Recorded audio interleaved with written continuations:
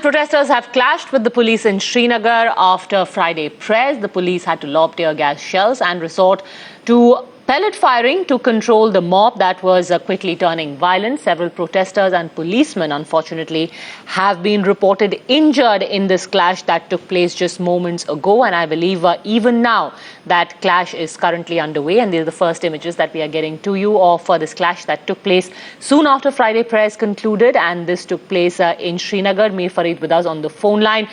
First, tell us about the people who were in the crowd and also the policemen. How many people have been injured and how serious are their injuries, Farid?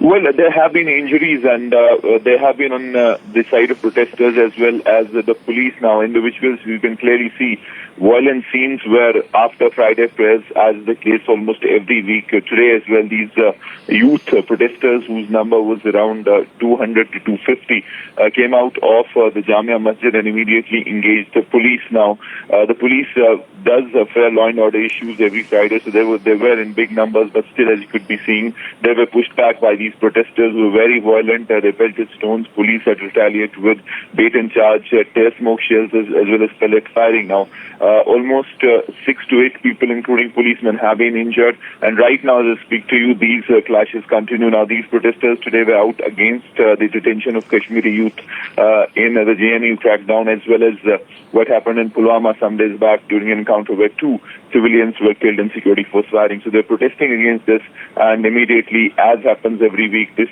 protest was again turned very violent, where police had to use massive force to quell these protesters. And as I said, as I speak to you right now, also these protests and these this violence really continues in the Navhatta area.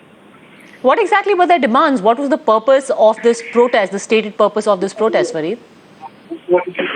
Well, these protests happen every week after Friday prayers. There are days when there is a reason behind these protests, and then there are other Fridays where these protests happen spontaneously. But today, of course, they were out protesting against the crackdown, or should I say detention of Kashmiri youth during the JNU protests, and also, importantly, against the 2 civilian killings in Pulwama that happened during an encounter. In fact, after an encounter where the locals tried to break the cordon and in the security force action, 2 civilians were killed.